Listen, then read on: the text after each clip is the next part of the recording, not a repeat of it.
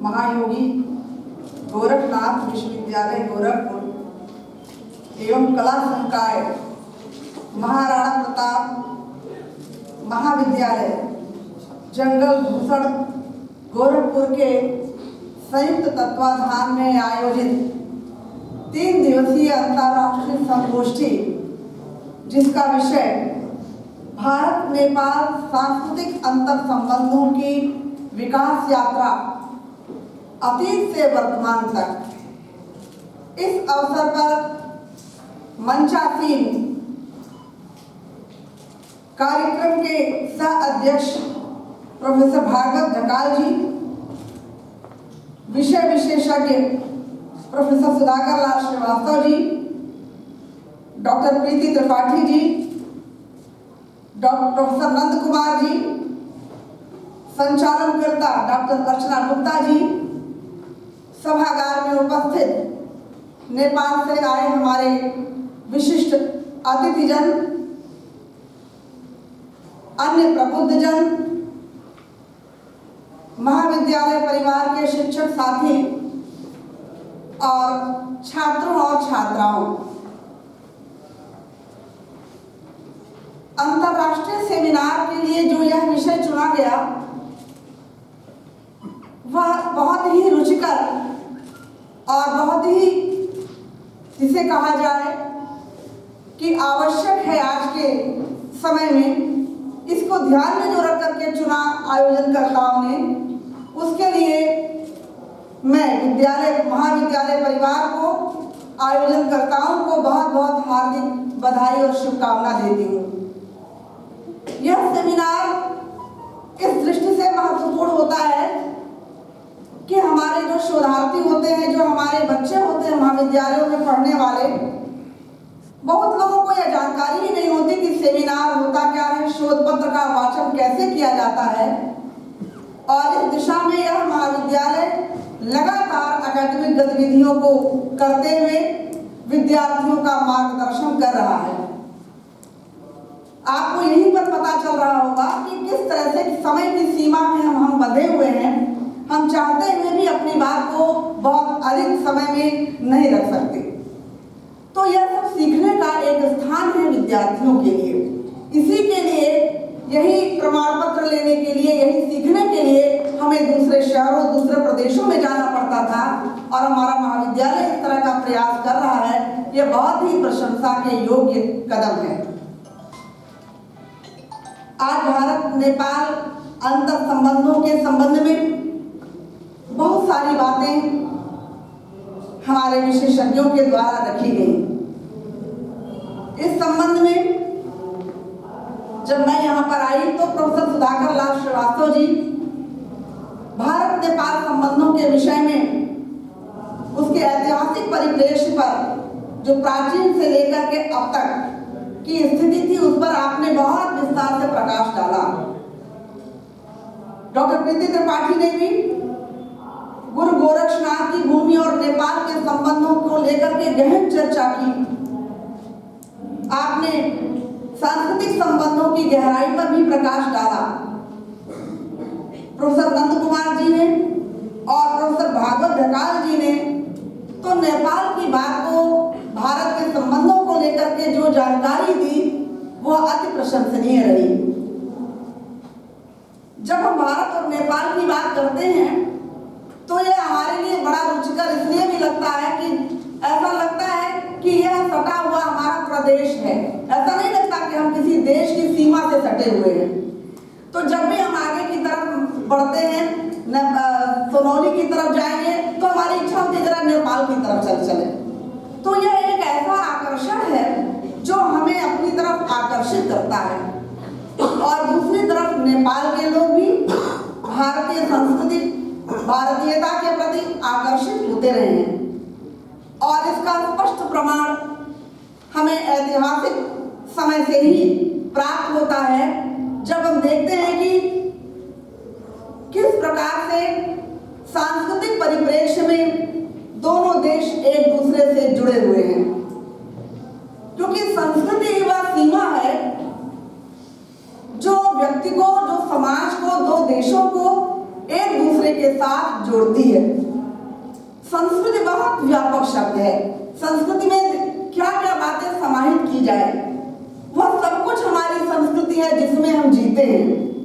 तो एक नेपाल के वासियों को जीवन जीने के लिए, भारत के वासियों को जीवन जीने के लिए जिन बातों की आवश्यकता पड़ती है, जिन परंपराओं धरोहरों की आवश्यकता पड़ती है, वो सभी उसकी संस्कृति के अंग हैं। तो हमारे दोनों देशों के बीच में संस्कृति के जिन तत्वों ने आपस में मिलकर के एकता और एकजुटता दिखाई, उसमें विशेष रूप से भाषा का योगदान रहा, धर्म का योगदान रहा, परंपराओं संस्कृति का योगदान रहा। आप देखें कि ऐसे देश जो इस प्रकार की संस्कृति से जुड़े हुए हैं, एकात्मकता की संस्कृति से जुड़े हुए हैं, वो देश दक्षिण एशियाई देश कहलाए। इन्होंने हिंदुत्व, इस्लाम, बुद्धिज्म और सिखिज्म इन सभी प्रतिमानों को एक साथ जोड़ करके चलने का प्रयास किया। हमारे यहाँ की जो कलाएं हैं, जो स्थापत्य है, वो भी कहीं ना कहीं एक दूसरे को आकर्षित करती रही। देखा जाए तो नेपाल की अपनी भौगोलिक संरचना अलग जरूर है, लेकिन अलग होते हुए भी इसका जो इतिहास है, जो इसका सांस्कृतिक धरोहर है, वो कहीं ना कहीं अपनी एक स्पष्ट पहचान भी रखता है और यह इस बात को स्पष्ट भी करता है कि कैसे नेपाल की भारत पर निर्भरता है और भारत की किस प्रकार से नेपाल पर निर्भरता है, जो मित्र देश की बात अभी आप लोगों ने की। तो हम लोग ये देखते हैं कि जब सांस्कृतिक पक्ष की बात करते हैं तो किस तरह से धर्म हमें अपनी ओर आकृष्ट करता है। अभी बहुत जल्दी हम लोगों ने राम मंदिर का जो उदाहरण देखा था, अभी आप लोगों ने नाम भी लिया उसका।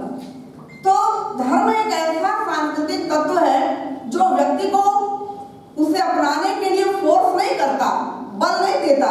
वो अपने आप एक ऐसा तत्व है जो व्यक्ति उसकी तरफ से आकृष्ट होता है।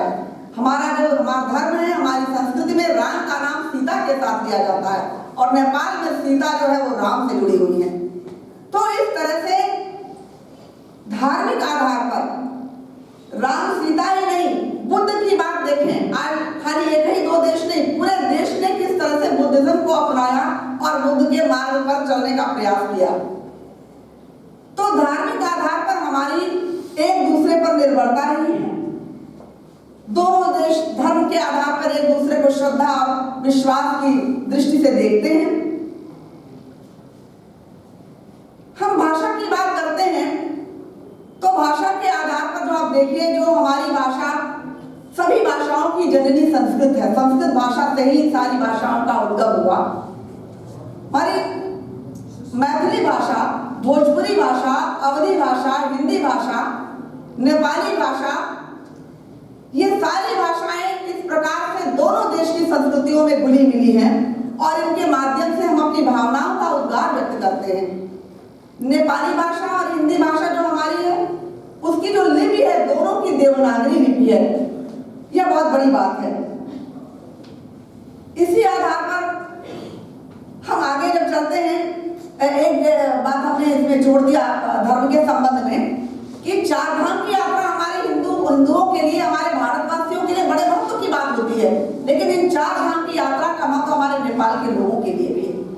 उनकी यात्रा हमारे वैष्णो देवी के यहाँ जाकर के, हरिद्वार, गया, इन सब के यहाँ जाकर के पूरी होती है। और हम भी जब चार धाम की यात्रा के लिए निकलते हैं तो हमारे उस यात्रा में पशुपतिनाथ की यात्रा अवश्य शामिल होती है। पशुपतिनाथ का दर्शन कर लिया तो हम मानते हैं कि हम धन्य हो गए और चार धाम की यात्रा हमारी सफल हो गई। इसी तरह से लुम्बिनी, जनकपुर स्थित जो राम जानकी मंदिर है, ये सभी विशेष मान्यता प्राप्त हैं और इनके प्रति हमारी विशेष श्रद्धा रहती है। हम भारत और नेपाल संबंधों की बात को जब करते हैं तो उसमें हमारी सांस्कृतिक विरासत के अंतर्गत हमारा सिनेमा जगत, हमारे गीत भी आते हैं। आपको याद होगा कि एक फिल्म आई थी हरे राम हरे कृष्णा, और इस पिक्चर में जिसमें देवानंद की भूमिका थी, इसने नेपाल में बड़ी धूम मचाई। तो इसका ये हम देखने को हमें मिलता है कि किस प्रकार से सिनेमा जगत की, कलाकारों की लोकप्रियता, लोक संस्कृति किस तरह से एक दूसरे को आबद्ध किए हुए हैं।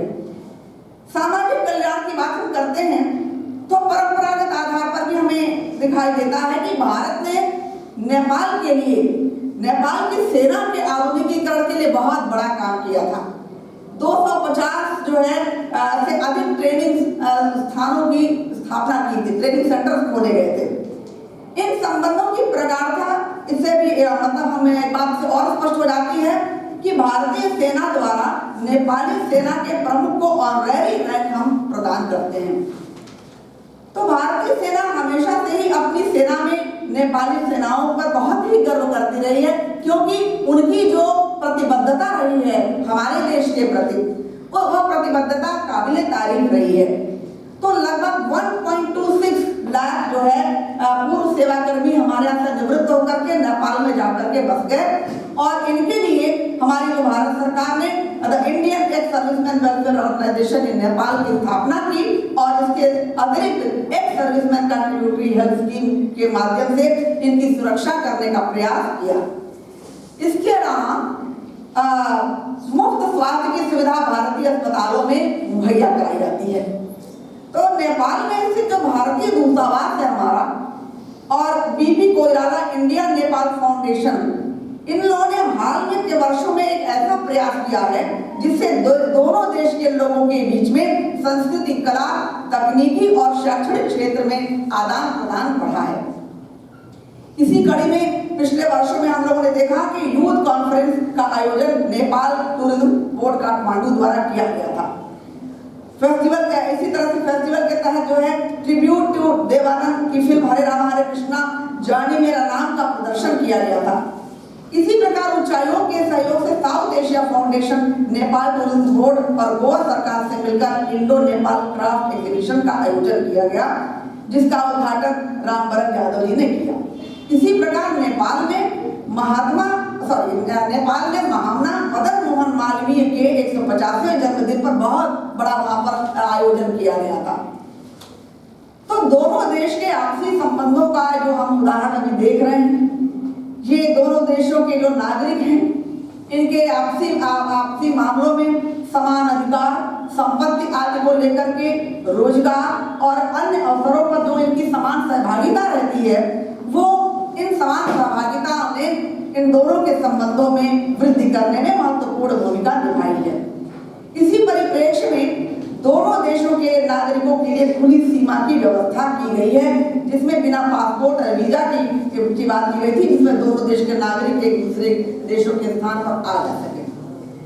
तो भारत और नेपाल और एक साथ हमें जोड़ देते हैं चीन को भी इसमें। तो चीन, तीनों ही राष्ट्र अब भौगोलिक दृष्टि से बहुत ही महत्वपूर्ण माने जाते हैं। विगत 50-60 सालों में हम लोगों ने पाया कि भारत और नेपाल के जो शीर्ष राजनेता हैं, जवाहरलाल नेहरू, राजा महेंद्र और बीपी कोइराला, इन लोगों ने अनेक संधि की, अनेक नीतियां, द्विपक्षीय संबंध को बढ़ावा देने के लिए नीतियों का निर्माण किया। तो इनके संधियों और सोच का ही परिणाम था कि हमारे आपस के संबंधों में वृद्धि हुई। लेकिन जब सोवियत यूनियन का हम लोग देखते हैं कि सोवियत यूनियन का विघटन हुआ, तो उसके पश्चात वैश्विक घटनाक्रम में थोड़ा सा परिवर्तन आया। तो एक तरफ हम देखें, हम आगे की तरफ बढ़ रहे थे, संचार सुविधाएं, यातायात की क्रांति, ये सब क्या कर रही थी, लोग हमारे बीच भौगोलिक दूरी को कम कर रही थी, लोगों की सोच बदल रही थी, जरूरतें बदली, इसके अनुसार आकांक्षाएं बदल गई। नेपाल भी इससे अछूता नहीं रहा। नई पीढ़ी अपने राष्ट्र को स्वतंत्र संप्रभुता संपन्न करने और लोकतंत्र से युक्त करना चाहती थी। तो इतिहास इस बात का गवाह है कि इसी नई सोच का परिणाम हुआ कि नेपाल में कॉन्स्टिट्यूएंट असेंबली का गठन हुआ और सभी प्रमुख जो राजनीतिक दल थे, इन्हें लोकतंत्र को एक संस्था के रूप में स्वीकार किया। और महाकाली संधि की अभी मैडम ने भी चर्चा की। तो दोनों राष्ट्रों के बीच सैन्य क्षेत्र में सहयोग बढ़ा, ये इस बात का प्रमाण है कि किस प्रकार से हमारे आपसी संबंध बहुत ही मजबूत हैं। 2 मिनट आपका समय और लेना चाहूंगा। भारत नेपाल जो दोनों देशों के बीच शांति एवं मित्रता के प्रतीक हैं और जो 1950 से ही औपचारिक रूप से कायम है, परंतु एक स्याह पक्ष के रूप में आतंकवाद और तस्करी की घटनाएं आपने सुनी होंगी। थोड़ा ये जो बॉर्डर पर तस्करी की घटनाएं आरंभ हो गई थी, तो इससे जो है आपराधिक प्रवृत्ति के लोगों का और आतंकवादी प्रवृत्ति के लोगों का मनोबल बढ़ा। तो हमें इस समस्या पर बिना विलंब किए हुए विचार करना होगा कि जब हमारी मित्रता इतनी प्रगाढ़ है, लेन देन का संबंध है, तो इस प्रकार की आतंकी और जो है विध्वंसकारी गतिविधियां जगह न ले पाए, जिससे कि दोनों देशों की सुरक्षा को खतरा हो।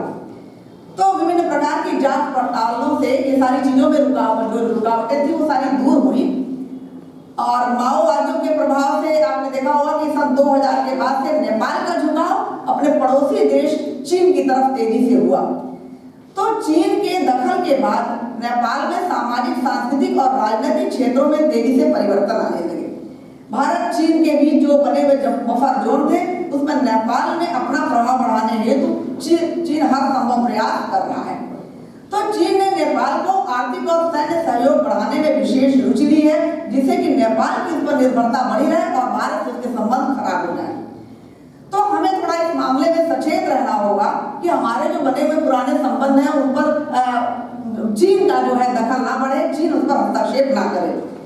तो इन दोनों के बीच संबंधों को सुदृढ़ करने के लिए हमें आवश्यकता है कि हम जहां से शुरू हुए थे आर्थिक संबंध को लेकर के, व्यापारिक संबंध को लेके, शिक्षा, तकनीक, इन सब को लेके जहां से हमने संबंधों की शुरुआत की थी, उन संबंधी को ध्यान में रखते हुए हम उसे अभी भी आगे बनाए रखें। हम बीच में किसी ऐसी शक्ति को ना आने दें जो हमारे और नेपाल के बीच में शत्रु का काम करे। और निश्चित रूप से हम इन बातों का ध्यान रखेंगे तो हमारी जो समरसता है, जो हमारी प्रतिबद्धता है एक दूसरे देश के प्रति, वो निश्चित रूप से भविष्य में भी कायम रहेगी।